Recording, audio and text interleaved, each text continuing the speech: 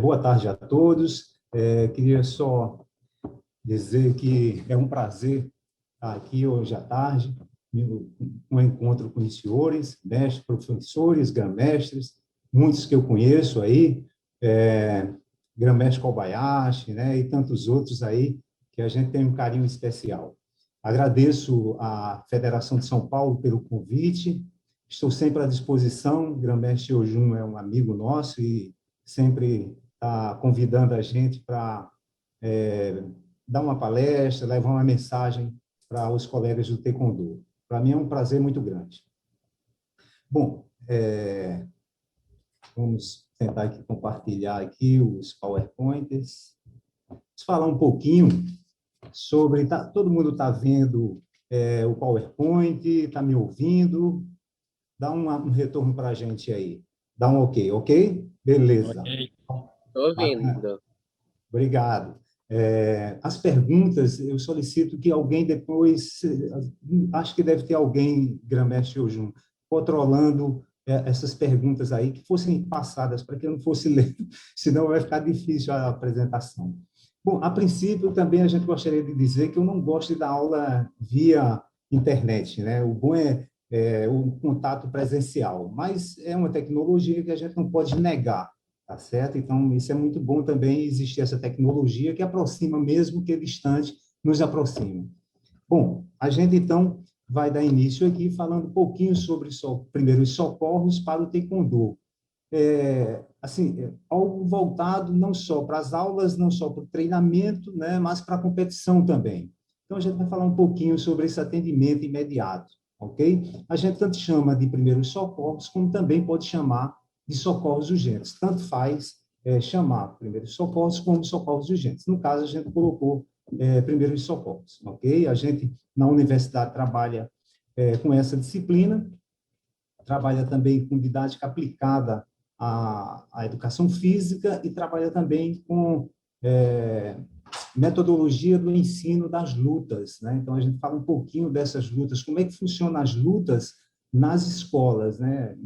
Nós temos também muita dúvida, meus alunos na universidade têm muito essa dúvida, de dizer, caramba, como é que é essa luta, eu vou botar o menino para lutar, como é que é, de que forma, né? E a gente diferencia muito o que é artes marciais e o que é luta, né? Então, deixa muito claro isso e eu acho um tema importante também no futuro, os senhores darem uma pesquisada nessa diferença entre lutas e artes marciais. Isso é muito importante a gente saber essa diferença para que leve para a escola não só a luta, né, mas principalmente as artes marciais, que é bem mais interessante que a luta em si, né?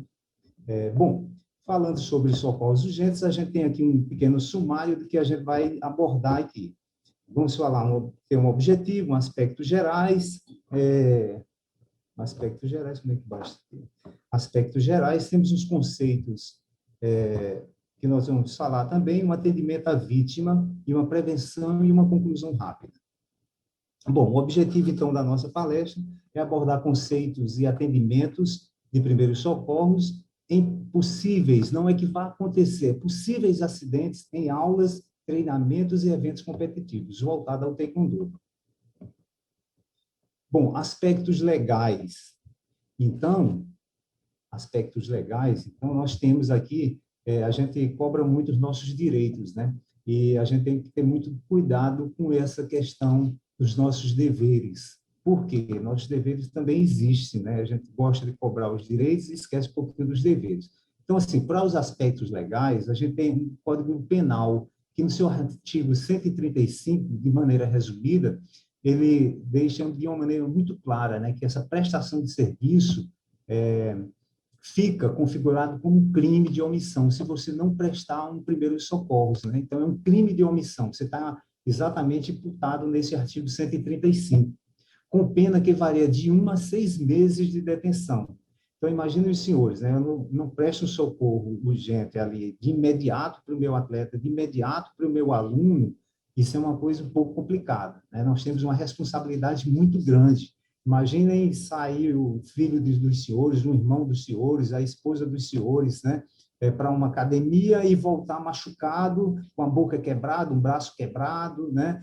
Com o olho furado, um dente fora da boca, Então, imaginem os senhores a nossa responsabilidade. Isso é uma responsabilidade também criminal, né? Então, nós temos que ter muito cuidado.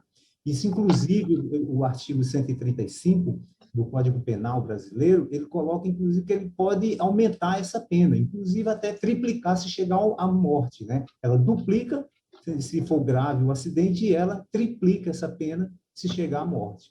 Então, assim, a gente tem uma responsabilidade muito grande com os alunos nossos.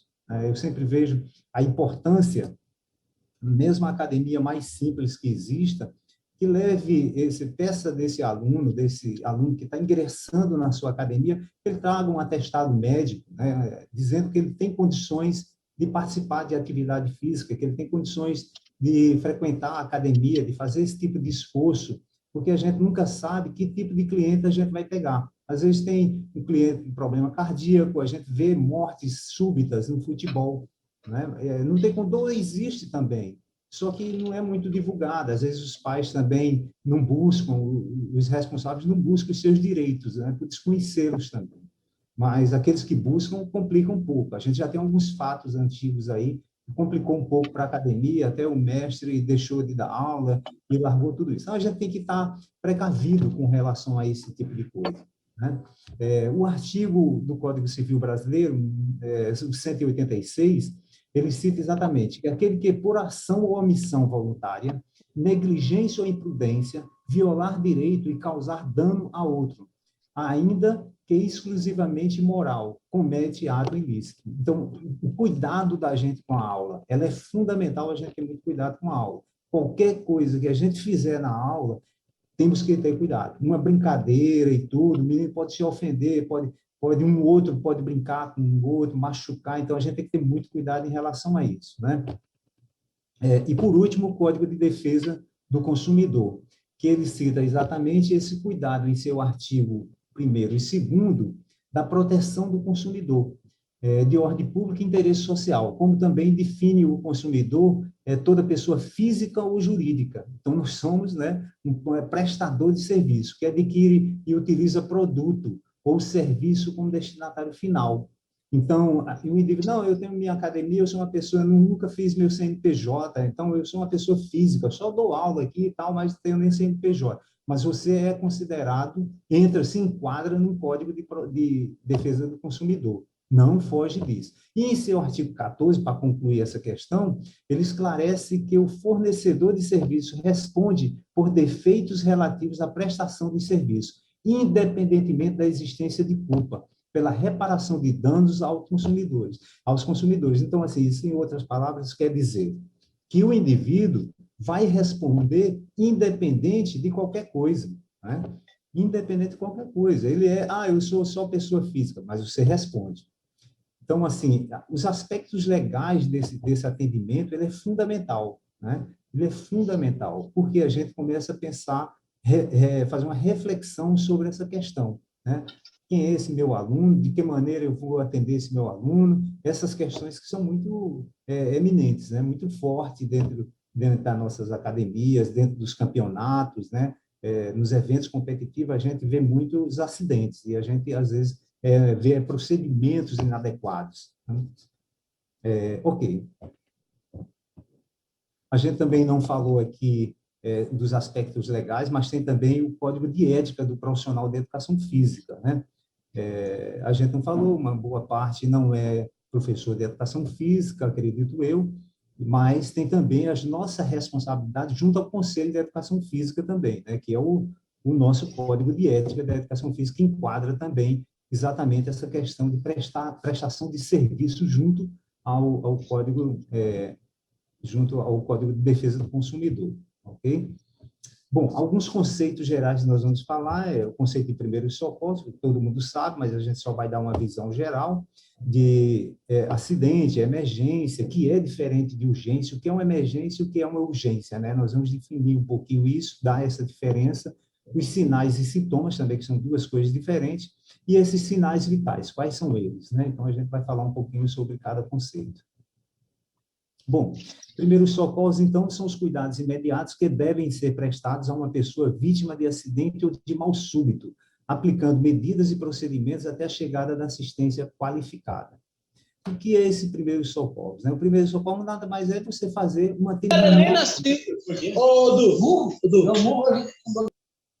atendimento a esse acidentado, né? Então, a gente tem que ter muito cuidado na hora do atendimento desse acidentado.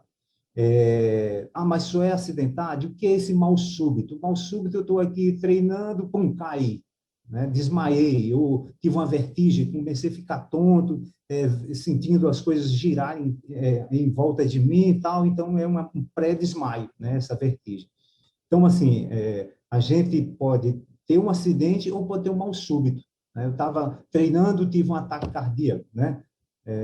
Caí de imediato, então isso é um mal súbito. E um acidente é quando eu machuco, firo alguém, né? Um impacto com alguém, de um chute, de um soco no rosto, etc. Ok? Então, esse atendimento, ele é fundamental, que é o primeiro momento que o professor, o mestre, né? O responsável ali daquela aula, está fazendo, está dando treinamento para o aluno, está ministrando sua aula e, de repente, acontece um acidente. Ele tem que dar os primeiros atendimentos ali, tá certo? Tem que ser correto, né? Bom, um acidente é um acontecimento provocado por uma ação violenta e inesperada. Ninguém espera um acidente, né? Então, é algo violento e totalmente inesperado, ocasionado por um agente externo, pode ser um soco, um objeto, um tchaco batendo no rosto da gente, uma bola arremessada do handebol, uma cortada do voleibol, etc., né? Que resulta numa lesão corporal. Então, isso é um acidente, é algo inesperado, ok? Bom, a emergência, né? É uma situação com risco de vida diagnosticada e tratada nas primeiras horas. Então, a emergência é exatamente nas primeiras horas. Nesse caso, exige que o tratamento seja imediato, diante da necessidade de manter funções vitais e evitar complicações graves. Então, atendimento, a gente já observa aqui, né? O atendimento tem que ser imediato. O atendimento imediato. Então, a gente observa exatamente que esse atendimento, atendimento imediato, né? Então, seja imediatamente cuidado esse indivíduo. Esse atendimento tem que ser imediato. Então, a gente já observa essa grande diferença entre emergência e urgência. Então, a gente vê aqui a definição, então, de urgência. É o estado grave que necessita de atendimento precisando de uma ação rápida e indispensável, porém não apresenta um caráter de gravidade, perigo ou risco de lesão, né? O risco de vida, né? Não é risco de morte, na realidade é risco de vida. Quem está morto já está morto, né? É risco de vida. Então, assim, a gente tem que ter o cuidado, então, da emergência e da urgência. Então, há uma definição muito clara em relação a isso. Então, assim, eu vou para o hospital, chego com febre lá, já estou há 3 dias em casa com a infecção, chego lá. Isso é uma emergência? Não, isso é uma urgência. Eu já estou há 3 dias, não vou morrer agora porque eu cheguei no hospital, né? As pessoas até brigam na triagem, no setor da recepção lá do hospital, né? Mas isso não tem uma necessidade de uma gravidade de morte. Porque você passou 3, 4 dias em casa com dor de cabeça, vai correndo para o hospital que a dor de cabeça aumentou, mas você não vai morrer ali naquela 1 hora e meia que você está esperando o atendimento. Agora, inclusive, existe uma diferença em vários tratamentos, né? Por exemplo, eu quebrei uma perna, quantas horas eu ainda posso imobilizar essa perna, né? Fazer toda a imobilização, eu tenho um tempo para isso. Tem outros que já não tem mais tempo, eu tive um ataque cardíaco, eu vou fazendo atendimento durante o percurso até o hospital, né? Até o atendimento realmente hospitalar, né? Eu faço esse pré-atendimento hospitalar para que evite que o indivíduo venha a falecer, venha a óbito, né? Então, eu corro com ele, eu tenho o que a gente popularmente chama de engasgo, que é uma asfixia, né? O engasgo, eu me engasguei, tem que ser providenciado logo, senão o indivíduo morre ali, né? Mas, ao mesmo tempo, eu já tenho que levar esse indivíduo para o hospital. Eu não posso ficar com esse indivíduo ali e tal, e por muito tempo. Não, eu já faço esse atendimento a caminho do hospital, ok? Então, existe essa diferença entre emergência e urgência, que as pessoas costumam confundir muito e criar até polêmicas nas redes hospitalares. Sinais são informações obtidas a partir da observação da vítima. Então, há uma diferença entre sinais e sintomas. Sintomas são informações a partir de um relato da vítima. Então, assim, uma é você receber a informação, que é o sintoma. E o outro é você observar, eu estou vendo sangramento, eu estou vendo que ali tem a posição anatômica quando há uma fratura, seja de braço, de dedo, uma luxação, né? Ela é muito clara, ela é visível. Não preciso nem tocar a vítima. Eu vejo uma fratura, está ali anatomicamente uma mão voltada totalmente para trás, o braço quebrado, o antebraço quebrado no meio, e assim vai. Então, é de uma maneira muito clara que a gente observa. Então, os sinais, ele é apresentado pelo paciente, eu vejo isso nele, através da observação. E o sintoma, há uma diferença. Ele vai relatar, você está com dor? Né? Eu pergunto, você está com dor? Você dá para sentar? Você dá para ficar de costas? Eu pergunto dele e ele vai me relatando. Sim, olha, estou sentindo muita dor. Olha, eu vim assim, o carro me bateu. Isso é o sintoma dele. O que está acontecendo? Como é que foi? É a história dele, é o relato dele. Né? Então, isso é uma diferença entre sinais e sintomas. Bom, quais são os sinais vitais? Muito importante a gente saber isso e como medir isso. Né? São medidas básicas das funções do corpo, como, por exemplo, pressão arterial, pulso, respiração, temperatura e dor. Então, qual é o grau da dor? É muita dor? Essa dor é muito intensa, ela é insuportável. Como é que está essa dor? Qual é a temperatura do corpo desse indivíduo? Né? Essa temperatura ela está muito alta, está baixa, eu posso anotar para chegar no hospital e dizer, olha, a dor dele era uma dor intensa, não era uma dor leve, ele sentia uma dor. Também dizia que tinha uma dor na cabeça, mas não muito forte. Né? A respiração era ofegante. Esse camarada, qual era a respiração dele? Eu posso, inclusive, anotar esse tipo de informação, levar para o hospital e lá repassar, porque essas informações elas são importantes, porque eu vejo a evolução do quadro clínico desse indivíduo vitimado. Como era que ele estava, como é que ele está agora e qual é a evolução dele para o futuro. Daqui a meia hora, uma hora, como é que esse indivíduo está, quando o médico começar a atender ele. Então, o que o médico vai primeiro atender? Né? Qual é o grave desse indivíduo? Então, é importante que a gente saiba e conheça esses sinais vitais. Né? A gente tem a pressão arterial, esse pulso também, né, que é a frequência cardíaca, que é da pressão, diferente da pressão arterial. Né? Pressão arterial é uma coisa, frequência cardíaca é outra. Pressão é a pressão em relação ao fluxo sanguíneo passado em uma artéria. Isso é pressão arterial, é medida através de um aparelho, esfigmomanômetro, né, que é colocado, todo mundo conhece, o manguito no braço do indivíduo, ou na perna, e etc. Você faz essa medida de pressão arterial. Né? E o pulso é a frequência cardíaca. Quantos batimentos por 1 minuto que esse indivíduo tem? Né? E aí tem as continhas e tal. Então, há uma diferença entre pressão arterial, que é essa pressão sanguínea, o fluxo sanguíneo, naquele momento que está passando no vaso ali, eu faço essa medida, e a frequência cardíaca nada mais é do que os batimentos cardíacos em 1 minuto, ok? Bom, atendimento à vítima. Então, isso aqui é muito importante, né? Então, a gente vai passar agora para o atendimento à vítima e dizer assim, que os mestres, professores, os responsáveis das academias devem identificar essa lesão, né? Que tipo de lesão é? Isso é uma entorse ou isso é uma luxação? Que tipo de contusão foi essa? Né? Porque contusão se divide nisso. Né? Então, eu tenho uma luxação e eu tenho um entorse aqui. A gente vê, às vezes, os radialistas falando algumas coisas que desconhecem, né, essa linguagem e passa até a ser a nível de gozação de alguns colegas, né, da área de saúde, falando, olha, o cara falou uma coisa, disse que era uma luxação, não tem nada a ver com luxação, aquilo foi um entorse, né? Aquilo não foi uma fratura, aquilo foi uma luxação.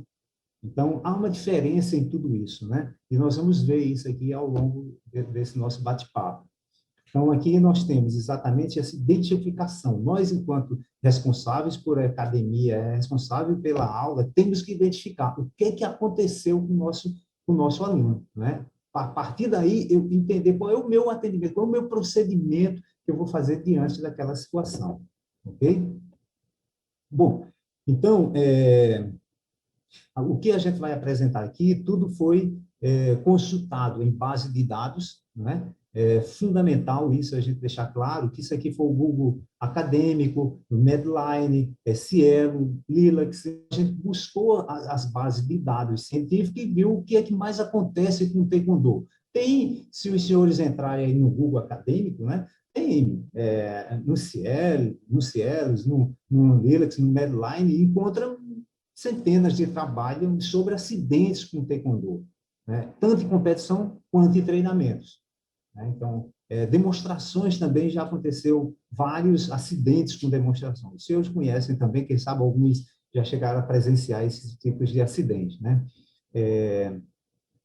Se alguém estiver comentando alguma coisa, eu não estou vendo, porque eu abri também aqui a tela do meu computador completa, né? Então, não estou vendo. Depois, quem estiver fazendo a mediação, por favor, pode me passar para a gente tentar esclarecer, ok?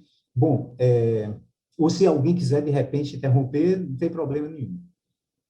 Bem, então, a gente vai falar a questão científica, né? Aqui não é, eu achei que isso aqui é legal e eu coloquei, não. A gente pegou com base de dados dentro da ciência. Então, trauma dentário é uma fratura, quer dizer, uma fratura não que arrancou o dente, né? Não, houve uma fratura, fraturou esse dente, né? O esmalte do dente, né?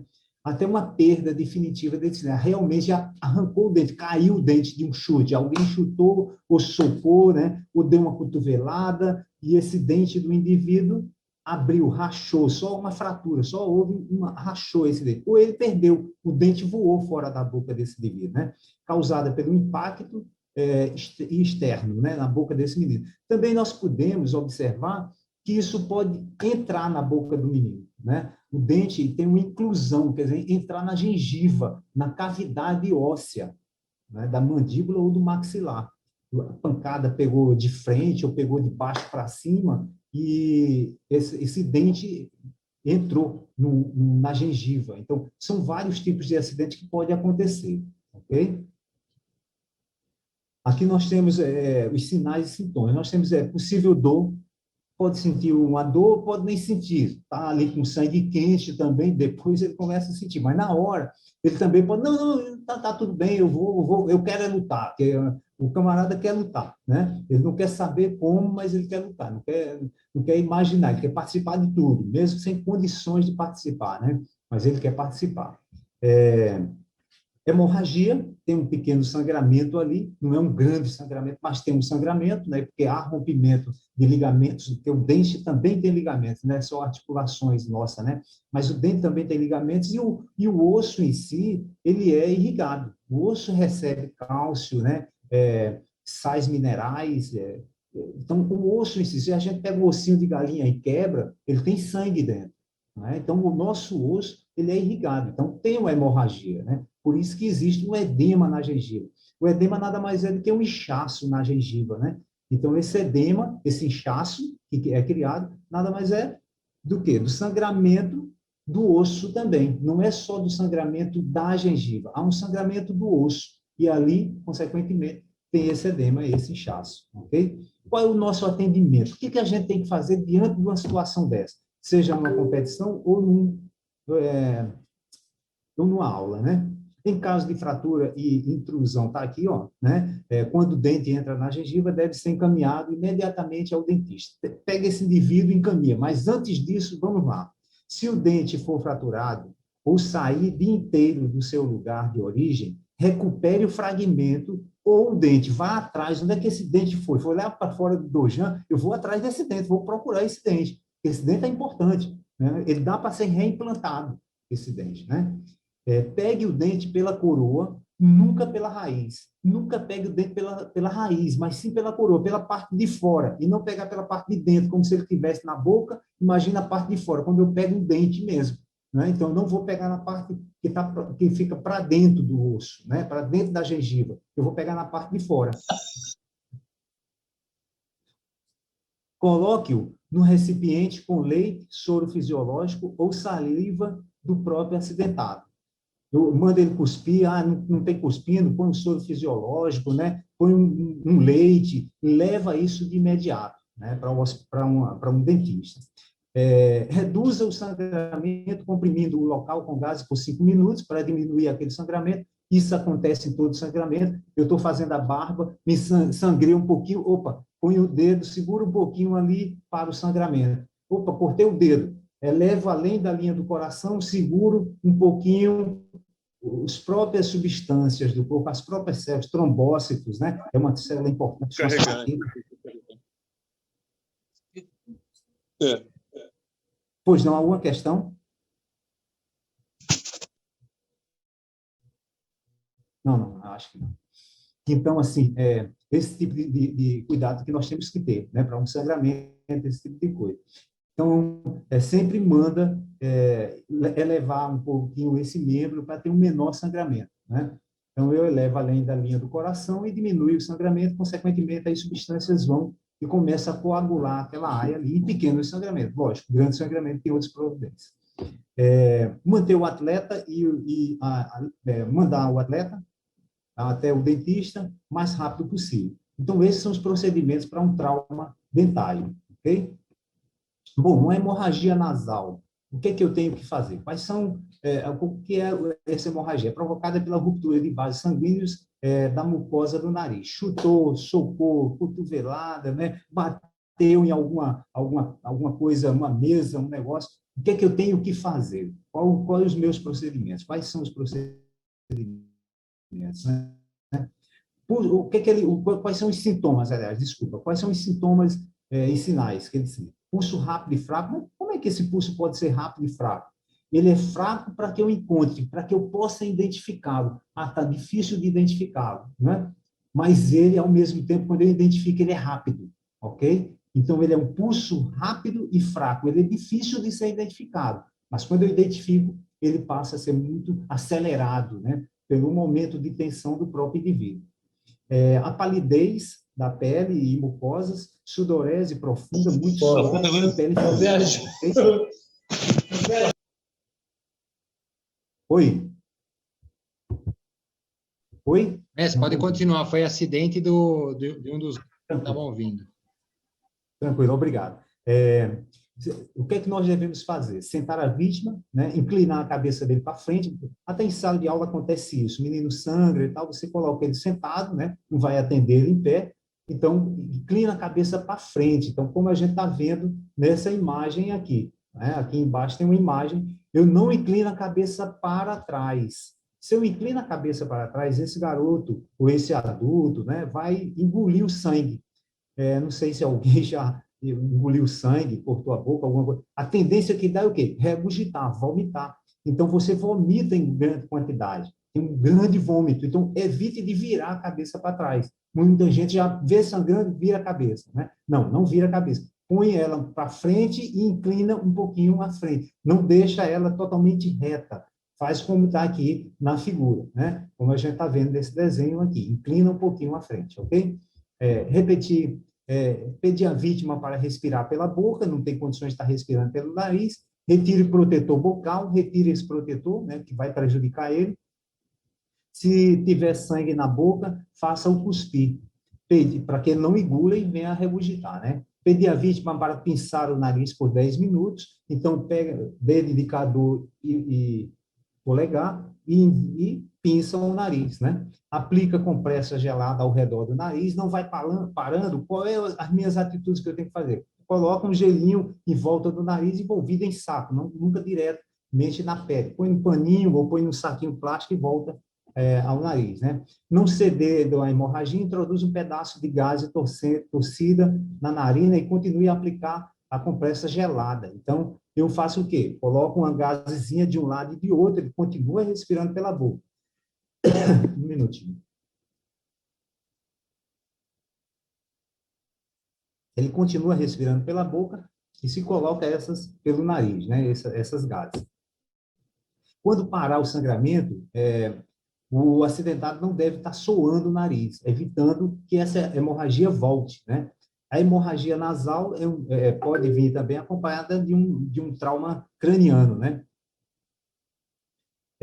E não se deve conter esse sangramento da cabeça.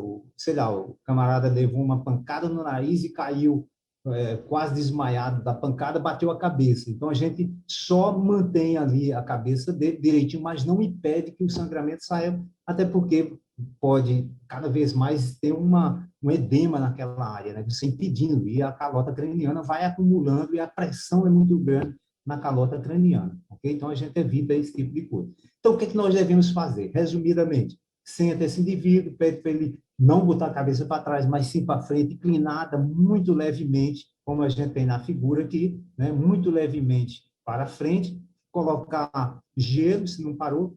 Se não parou, a gente produz gases nas narinas e, se não parar, a gente leva esse indivíduo de imediato para o hospital, ok? Bom, a gente tem o desmaio, né? Como a gente falou antes, vem uma vertigem, depois vem o desmaio. Vertigem é aquela sensação de abismo, né? Eu subo num prédio, passo mal no olho. Tem pessoas que têm medo de altura, então não consegue olhar para baixo, começa a ficar tonta, né? E pode cair, etc. Então, o desmaio já é mais evoluído, é a perda transitória, né? É a perda súbita e transitória da consciência e da força muscular. Não tem força muscular, devido à diminuição de sangue e oxigênio no cérebro. Então, eu tenho uma diminuição, por que eu desmaio? Eu diminuo essa quantidade de sangue que leva ao oxigênio, né? Então, o sangue conduz o oxigênio, diminui o sangue, consequentemente, diminui o oxigênio no cérebro, e esse indivíduo desmaia, né? Sinais e sintomas. A gente tem a palidez, perturbação visual, isso tudo ele sente antes, né? Antes dele ter o problema. Então, a palidez, ele começa a ficar pálido. Uma perturbação, ele começa a ver que está sentindo aquela sensação que eu falei da vertigem, né? Transpiração, começa a transpirar, pulso e respiração fracos, falta de controle motor. Então, várias pessoas começam a estar assim, pum, cai, né? Não tem a coragem de dizer, opa, eu estou me passando mal, eu estou meio ruim aqui, né? Vou no ônibus, está muito quente, está muito apertado o ônibus e tal, estou passando mal, ou é melhor pagar uma outra passagem de ônibus e pegar um outro ônibus de que chegar a desmaiar dentro do ônibus, né? Então, isso é cuidado de cada um que tem que ter, tá bom? Estou treinando, fazendo muito esforço também, né? Gastando muita energia, e o mestre ou o professor está cobrando mais, eu não tenho condições de seguir aqueles que têm maior técnica, uma idade mais evoluída, e eu, com desmaio, não estou preparado também, saí de umas férias, voltei a treinar, mas eu sou muito afoito, quero acompanhar os outros, no ritmo dos outros, como também desmaio, né? Porque falta oxigênio, tem uma perturbação visual, uma transpiração abundante, e eu apago, ok? Quais são os atendimentos para isso? O que é que eu tenho que fazer? Arejar esse ambiente, né? Tirar essa vítima daquele local, levar para um local que tenha ventilação, né? Deitar essa vítima sempre de costas, de decúbito dorsal, de costas, né? E pernas elevadas, para que a circulação volte para o cérebro. A circulação saia mais da periferia e vá ao seu ileal cérebro, né? Retire protetores bucal, afrouxar as roupas desse indivíduo, se houver vômito, limpar a boca, botar em posição lateral, colocar compressas frias no rosto desse indivíduo, né? Após se recuperar, a vítima não deve se levantar imediatamente. Isso, aconteceu uma vez comigo, com uma aluna, né? Eu estava ministrando aula e tal, ela chegou na minha sala e disse, professor, eu quero falar com o senhor, mas meio assim, com os olhares meio grogue, assim, um minutinho aqui, eu saí, ela caiu nos meus braços, eu já fui deitando ela na parede, já levantei, escorei ela assim na parede, ela ficou meio, quase a sensação de desmaio, querendo voltar, e eu peguei, botei as pernas dela em cima das minhas coxas, né, e comecei a conversar, e ela apagou devagarzinho, depois voltou imediatamente assim, comecei a conversar, isso é muito comum com mulheres até, né, época menstrual, perde bastante substâncias, né, também algumas exageram com dietas, né? Dietas de não tomar café, não almoçar, esse jejum prolongado também causa desmaio, né? As pessoas acham que vou perder peso, né? Deixando de comer. Isso é um grande engano que a gente tem.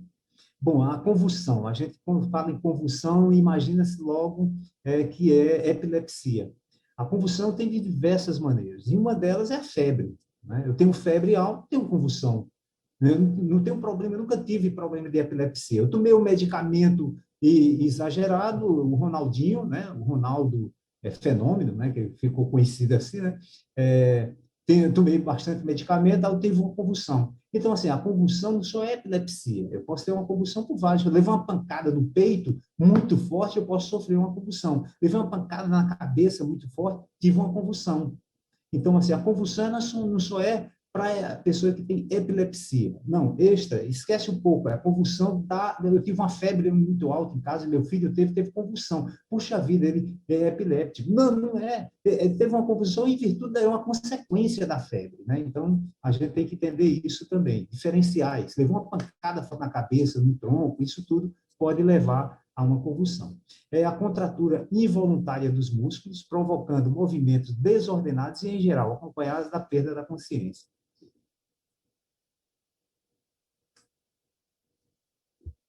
Então, assim, a gente tem essa contratura involuntária. Eu não quero... Quem está passando por uma convulsão está inconsciente. Eu não quero contrair, mas meus músculos contraem. Eu faço muita força, mas bastante força, que a gente vai ver que, inclusive, mais para frente aqui, ele pode chegar a defecar e a urinar, de tanta força que esse indivíduo faz, né? Então, os esfíncteres, que são válvulas de controle, né, da urina e das fezes, você relaxa de tanta força, a pressão é tão grande que você chega a urinar e a defecar, em alguns casos, né, da convulsão. Então, é sempre bom que afaste as pessoas de volta, né, para que esse indivíduo, quando volta, não tenha um monte de gente, fica muito chato para ele, essa situação toda, né? Contratura involuntária, provocando esses movimentos desordenados. Então, ele está se contraindo todo ali, mas é o momento dele, você não tem que segurar esse indivíduo, né? Quanto mais você segura, mais prolonga esse estado da convulsão. Então, a gente tem que evitar. E, em geral, acompanhada dessa perda de consciência. Quando ele volta, ele não sabe nem onde está, né? Não sabe o que aconteceu e tal. Alguns que tomam medicamento controlado, eles costumam ter essa realidade deles, né?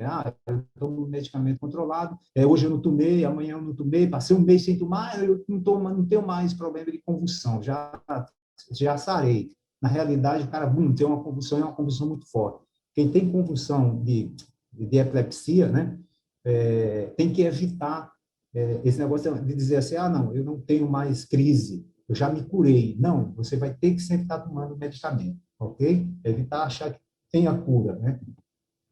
Bom, o que acontece, a gente já falou, não, sinais e sintomas. Então, essa perda súbita da consciência, queda desamparada, contratura desordenada dos músculos, salivação abundante. Saliva pega, não pega? Não existe problema nenhum, né? Eu até brinco com meus alunos em sala de aula, você pode até pegar a saliva, tomar, que não tem problema nenhum. Faço brincadeira. Mas, assim, a saliva não tem nenhum problema de contaminação. Não há esse tipo de problema. E, por último, aqui, pode chegar a eliminar fezes e urina, né? Atendimento. O que é que eu tenho que fazer? O menino levou uma pancada muito forte na cabeça, um soco, um chute muito forte no peito, caiu lá e começou a convulsionar. O que é que eu tenho que fazer? Deitar essa vítima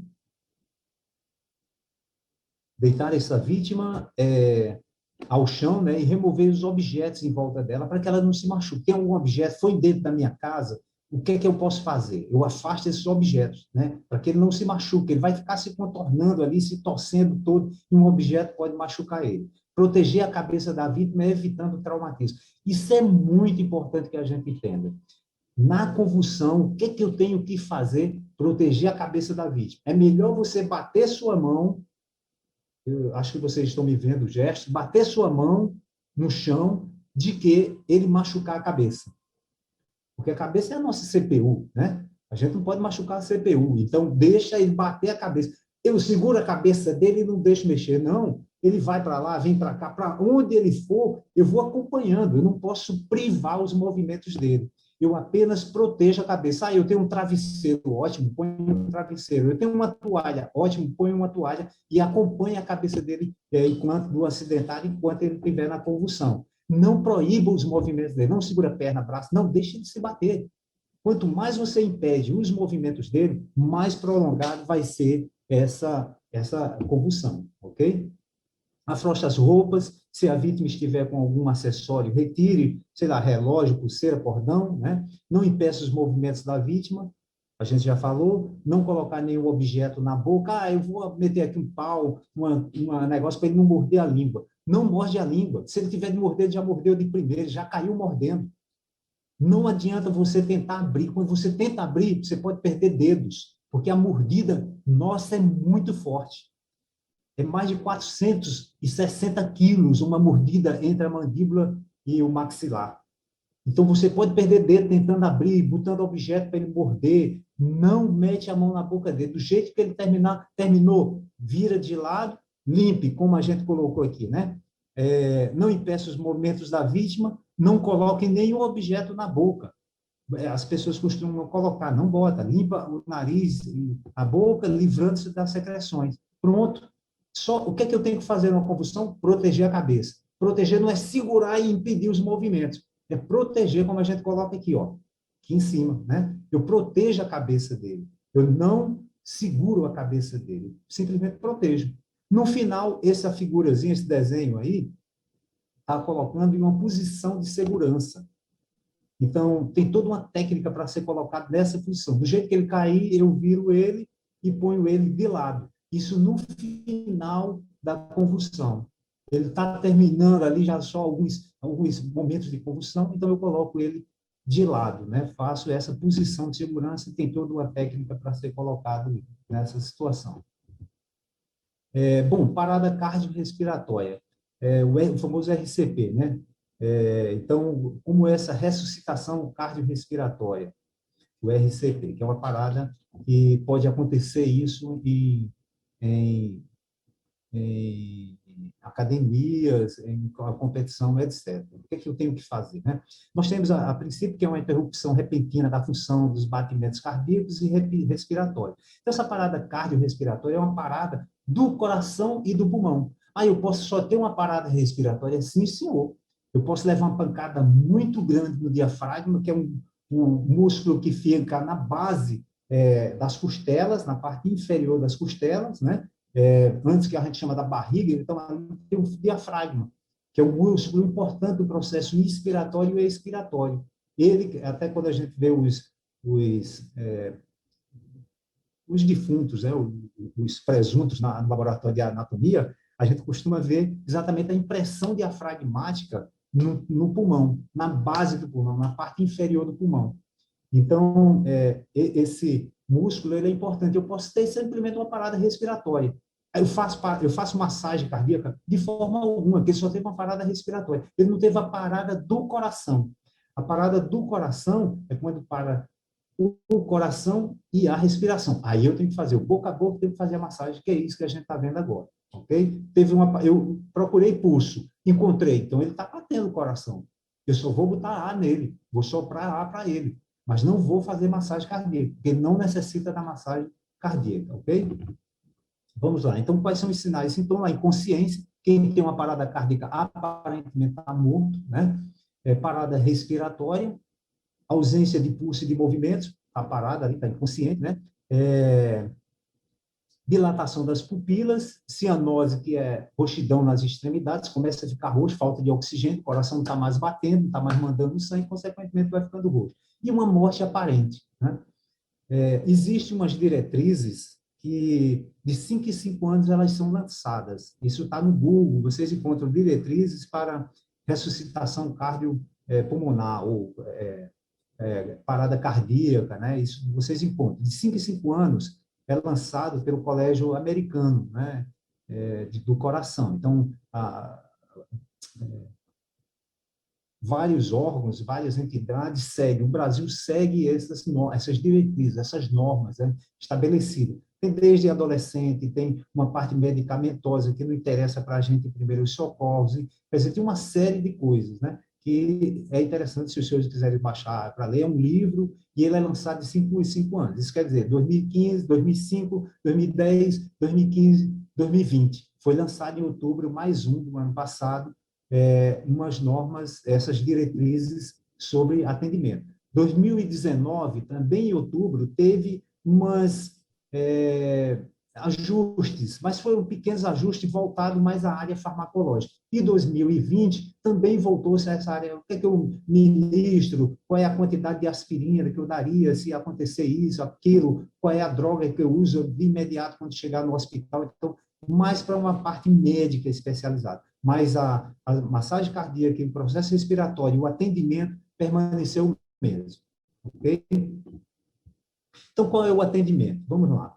Então, coloca essa vítima deitada de costas no chão, retire o protetor bucal, tira o protetor da boca dele, né? Continue ou inicie a respiração artificial pelo método boca a boca. Ou eu vou no boca a boca, ou eu tenho um ambu, que é um aparelho, ou eu tenho uma máscara, ou eu tenho algum equipamento lá na minha academia, né? É importante, a gente vai falar que os senhores tenham uma farmacinha de primeiros socorros na academia, ter sempre gelo, né? Que gelo é importante para que seja colocado em fraturas, etc. Coloque suas mãos sobrepostas no terço inferior do externo. Então, a gente vê aqui, ó, nessa figurinha, o processo respiratório. No momento que eu estou respirando, eu tampo o nariz dele. Tem também toda uma técnica para a liberação das vias aéreas, né? E eu olho para ver se o ar realmente está entrando. Meu olhar não pode ficar para ele, olhando para o chão. Eu tenho que olhar para ver se o ar está penetrando nos pulmões. Aqui a técnica da mão também. As mãos sobrepostas. Eu ponho essa peça da mão aqui, né? Aqui, ó, mais próxima ao punho, em contato com a vítima. Põe uma mão sobreposta com a outra, mas nunca baixa os dedos em cima da vítima. Evita baixar os dedos na vítima, mas sim essa parte aqui. É isso que eu tenho que fazer, ok? Aqui a gente tem, então, coloca as mãos sobrepostas no terço inferior do externo, né? Então, nós vamos mostrar também isso. Comprima com vigor o tórax para que se abaixe o externo de 5 a 6 centímetros. Imaginem, é muito, né? Uma régua de 5 a 6 centímetros. Então, eu não baixo um pouquinho, eu não tenho pena desse indivíduo. Ele praticamente está morto ali. Eu estou tentando, mas se quebrar uma costela, é melhor você ressuscitar um indivíduo que deixar ele morrer. Quebrou. Se eu forçar muito, vai quebrar a costela? Pode quebrar, mas você tem que ter uma ideia de centímetros. Então, você tem que baixar muito. Porque qual é o nosso papel nesse momento? Nosso papel é exatamente o papel do coração. A gente vai empurrar o coração, empurrando as costelas de encontro, batendo no coração de contra as vértebras posteriores, né, do corpo. Então, eu estou empurrando esse coração. Então, esse é o meu papel. Por isso que eu tenho um ritmo a manter também, né? Então, abaixa esse externo de 5, se for adolescente, se for criança, 5, se for bebê, são 4, mas não interessa porque bebê não vai para a escola, né? É muito criança aí. Então, criança, aí qual é a idade e tal? Isso Piaget, Vygotsky, já colocaram, definiram muito bem o que é criança e o que não é. E também pelo porte físico de cada um, a gente dá para dizer se eu ponho uma mão ou duas mãos. Sempre com adulto e adolescente são duas mãos. Criança, uma mão. Bebê, 2 dedos, ok? Mas, vamos lá. Pressionando o coração de contra a coluna vertebral. Descomprima em seguida, mantendo as mãos na posição inicial. Então, eu empurro, depois eu solto, eu largo, né? Repita a manobra de 100 a 120 vezes por minuto. Eu tenho que manter o ritmo. Eu não posso simplesmente empurrar e vou lá, coço minha cabeça, vou lá tomar uma água. Não, eu tenho que manter o ritmo, né? Relação, compressão, ventilação. Eu faço 30 compressão, 30 massagens, empurrando isso, né? Empurrando o coração dele contra a coluna vertebral e depois faço 2 respirações se eu estiver sozinho. Se eu estiver acompanhado, mesma coisa, 30 respiração e o outro faz 2 respirações. A mesma coisa. Criança, a massagem é realizada somente com uma mão, ok? Então, nós temos aqui algumas fotinhas, alguns desenhos, isso aqui já foi visto.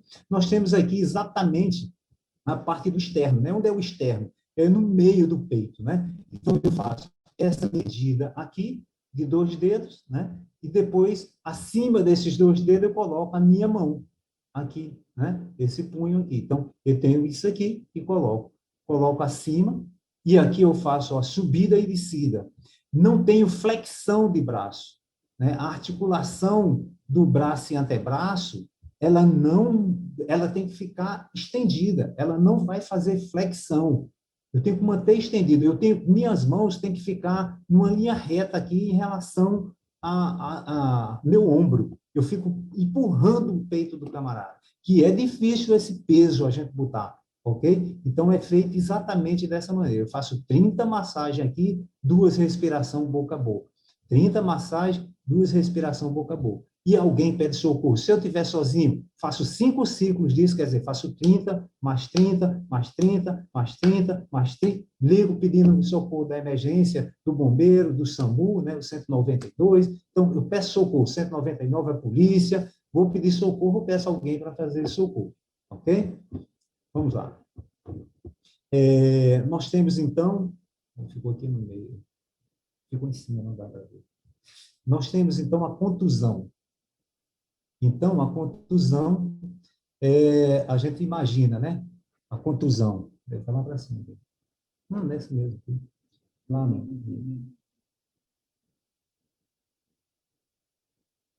Contusão. Então, vamos lá. Então, a contusão é uma pancada, né, que eu sofro, seja através de um chute, então é uma lesão provocada por um impacto qualquer, uma pancada, né, um chute, um soco, né, produzindo lesão no tecido subcutâneo e ou muscular, sem que exista ferimento. Não tem um ferimento, é ferimento. Houve uma contusão e houve um ferimento, ali já passa a ser um ferimento. Mas está em roxo em volta, tem uma contusão também. Além do ferimento, teve uma contusão. Né? Então, divide-se em dois, equimose e hematoma. Quem é o equimose? Equimose é aquela pancada que eu levo, mas não fica aquele roxo escuro, aquele roxo bem negro, né? Agora, aquele roxinho meio mascarado, que a gente chama, né? Um roxinho que não é tão roxo, mas doeu, mas a pancada doeu e tal, mas não ficou um roxão grande. Então, isso chama-se equimose. E o hematoma é quando fica mais roxão, ok? Quais são os sinais e sintomas? Dor, é lógico, né? No local, o edema, que é aquele inchaço, que há extravasamento líquido, eu bati, rompeu de uma maneira micro, você não vê, mas dentro da pele rompeu, né? Tem sangue ali no meio do intersticial, entre as células, né? E equimose ou hematoma, que é isso que a gente acabou de explicar, né? Qual é o atendimento? Mantenha elevada esse indivíduo, eu afetei meu antebraço, mantenha além da linha do coração. Meu sangramento vai ser maior nessa região, né? Eu tenho um sangramento menor, porque o sangue está vencendo a lei da gravidade, então vai descer, né? Então, eu tenho menos sangramento nessa área, consequentemente, menos edema, menos inchaço, né? Colocar compressa gelada na pele, proteger. Então, a importância de ter o gelo aí, né? Aí, meu aluno, eu mesmo me machuquei na academia, meu filho, um amigo, sei lá, machucou, tem o gelo ali para botar, ok? Cãibra. E aí a gente vê cãibra, que são contraturas musculares involuntárias, duradouras, né? Que se verificam com músculo ou grupo de músculo, devido a fatores intrínsecos, podendo ocorrer durante o exercício ou em repouso. Então, assim, fatores intrínsecos, que fatores intrínsecos são esses? Né? A gente sabe que é cãibra, né? Aquele movimento involuntário, aquela contratura que você não controla. Mas que fatores intrínsecos são esses? Né? Fatores que a ciência estudou, descobriu e existem, né? Que são os fatores envolvidos com perda de eletrólitos, por exemplo. Então, eu tenho perda de sódio, potássio e etc. Né? Magnésio, ferro, eu posso ter cãibra. Eu posso ter cãibra no impacto, eu vou saltar numa água e bati muito forte, a temperatura do meu corpo era diferente, eu posso ter cãibra em seguida, né? Estou muito tempo treinando e tal, eu posso ter cãibra, porque já gastei muita energia, gastei muito ATP, né? O adenosín trifosfato, já não tenho mais como nem recuperar, né? Essa minha energia muscular, então eu posso ter cãibra. Então, são vários os fatores que ocasionam a cãibra, né? E o cansaço, essa perda de eletrólitos, junto com um treinamento muito esforçado, pode ocorrer cãibra também. Poder ocorrer durante o exercício ou em repouso. Depois do exercício, eu posso ter cãibra? Pode, sim, senhor. Aí eu fiquei muito tempo em pé, e no banco, na fila do banco, do supermercado, sei lá onde. Quando cheguei em casa, deitei um pouquinho, puxa, de cada cãibra nas minhas panturrilhas. Pode ter cãibra, é a recuperação do corpo reagindo ao que você gastou. Né? Então, bem interessante a nossa natureza. Então, é isso. Cãibra é essa perda de eletrólitos e cansaço, etc. Fadiga, né? Voltado muito à fadiga. Cãibra, então, essa dor intensa, você tem uma dor muito grande na cãibra, né? E a impossibilidade de movimentar. A cãibra te possibilita de movimentar aquele membro, né? Bom, o que é que nós devemos fazer? Aplicar massagem superficial, alongar o músculo atingido. Eu posso fazer um alongamento, faço uma massagem superficial, nada de forçar, eu faço superficial, alongo aquele músculo. Alongar quer dizer, não é contrair, é fazer o movimento contrário ao que o músculo está fazendo. Ah, mas pode romper tendão? Não, você não vai fazer de imediato, você vai fazer devagar esse alongamento, né? Aplicar compressas quentes, ao contrário de fria, no caso da cãibra, são compressas quentes, né? A cãibra abdominal não se massageia, né? Porque você pode atingir, lesionar outros órgãos, como fígado, pâncreas, etc. Né? Então, na cãibra abdominal, você alonga, né? Também você faz alongamento, movimentos contrários, perna para um lado, braço para o outro, né? Os senhores são profissionais nesse tipo de aquecimento e de alongamento, né? A gente deita o indivíduo, também pega na cintura, levanta a cintura dele, estamos alongando também o abdômen, ok? Mestre Valmar, Ô, João. Nós temos 5 minutos para a conclusão. Uhum. Pronto, vamos fazer o impossível. Vamos lá. Então, nós temos... Obrigado por ter avisado. Então, nós temos aqui, então, a distensão. A distensão é a lesão verificada durante a contração muscular.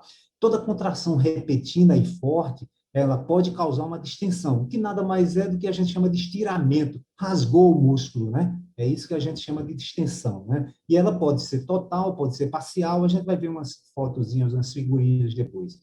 A distensão, quais são os sintomas? Dor intensa, incapacidade funcional, edema, que é esse inchaço, né? A luxação. Então, na luxação, é um problema diferente, luxação e entorse. A luxação é a distensão anormal dos ligamentos e da cápsula articular, com separação permanente da superfície óssea, a nível de articulação. Então, tanto a distensão, tanto a luxação quanto o entorse, foi falar dos minutos, agora eu estou mais falando, já estou misturando tudo, vamos lá.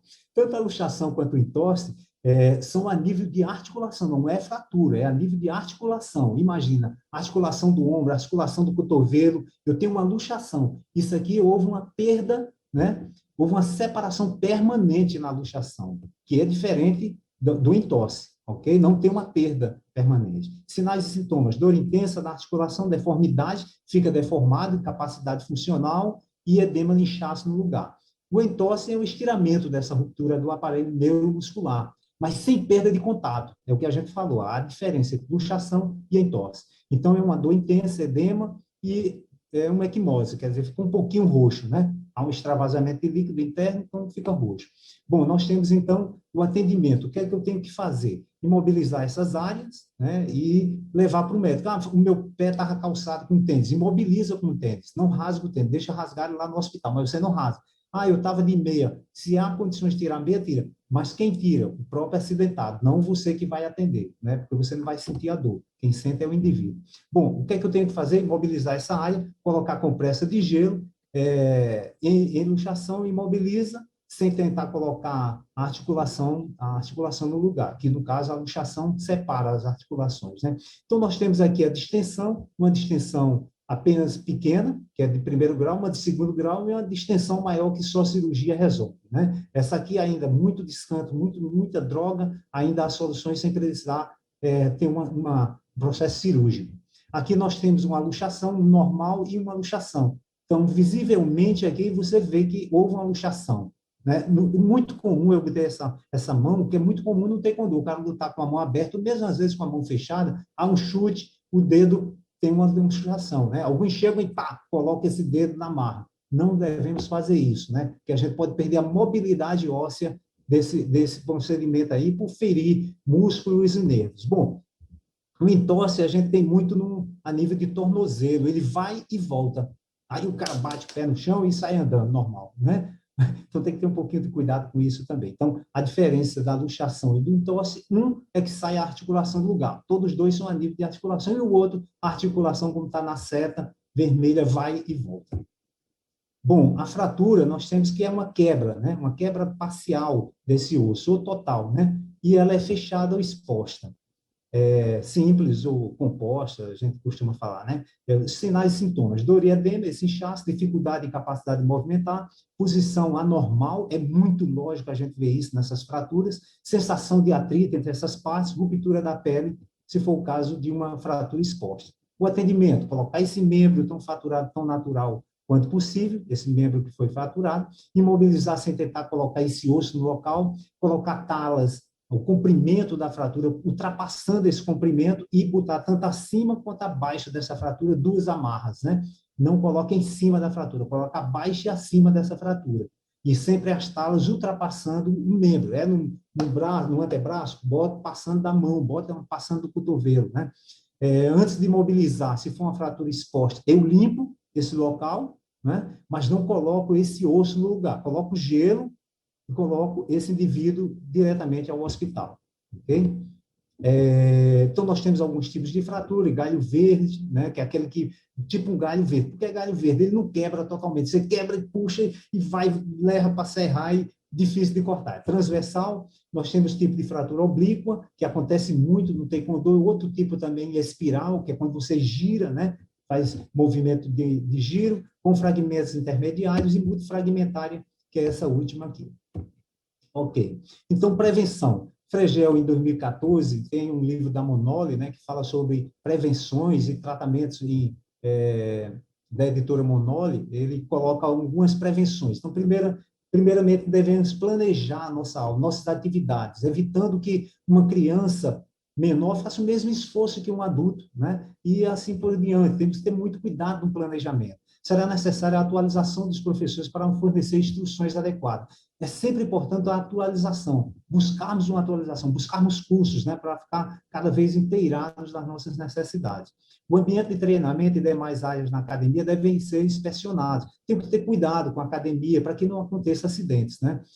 Os equipamentos de proteção e treino devem ser de boa qualidade e em condições de uso. Os protetores bem ajustados ao corpo, né, deixam frouxo, então isso sempre causa acidente para mim ou para outro, né?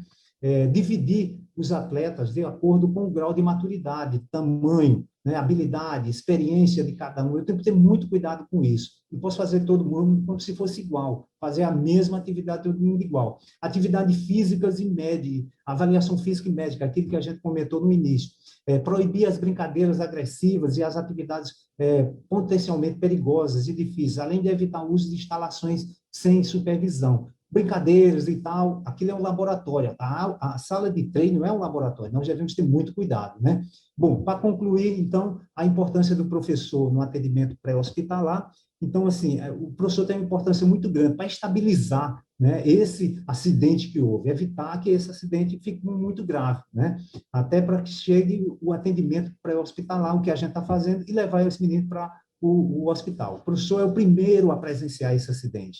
Na academia, somos nós os responsáveis, somos nós o primeiro a ter aquele cuidado com o que aconteceu, nós somos os responsáveis, né? Responsáveis. Então, nós temos aqui, por penúltimo, o professor deve procurar uma formação acadêmica. É fundamental que o professor se inteire, busque, né? Cada vez que eu entendo mais, eu vou ao encontro dessas necessidades, né? Então, teve um problema maior, então, ali eu já resolvo, né? Ali eu tenho como resolver. Então, a formação, ela é indispensável, né? Sempre a formação é indiscutível, né? De cada um, o que a FETESP hoje está fazendo, e estudando sempre essas palestras. Acho que, apesar de estar sendo um pouco rápido agora, cada vez mais eu já falo rápido e agora acelerei mesmo. É importante que os senhores valorizem, né? E falem para os colegas valorizarem esse tipo de palestra, esse tipo de eventos que a FETESP está fazendo, e outras entidades, para que participem, porque não aprendem muito agora, mas abriu uma reflexão para mim, abriu um alerta que eu vou buscar, vou entender mais disso, então isso é importante. Estas informações não contemplam todos os acidentes possíveis. Lógico, essa apresentação que a gente fez aqui é uma apresentação muito superficial em relação a vários outros tipos de acidente que pode acontecer não só na academia, é na tua casa mesmo, né? Então, o primeiro socorro é para a vida. Eu sempre costumo dizer muito isso, né? Os primeiros socorros é para a vida. Esse conhecimento sempre a gente está renovando, né? Sempre a gente tem que pensar nisso. São conhecimentos que não são estáticos, são conhecimentos que sempre a gente está tendo uma revisão deles, ok? Bom, algumas referências que a gente buscou aqui, né, para poder apresentar para vocês, fora vários outros artigos que a gente levantou e verificou isso. A gente gosta de estar olhando essas coisas e estudar um pouquinho a mais, né? E eu quero agradecer a atenção dos senhores, parabenizá-los, todos os participantes, por destinar o domingo, né, a um aprendizado. Eu sei que é cansativo, é tudo, mas vale a pena muito, porque isso é uma chamada para que vocês se aperfeiçoem cada vez mais. Obrigado a todos os senhores que assistiram, estou à disposição para as questões, agradeço à FETESP e ao grão-mestre Oju.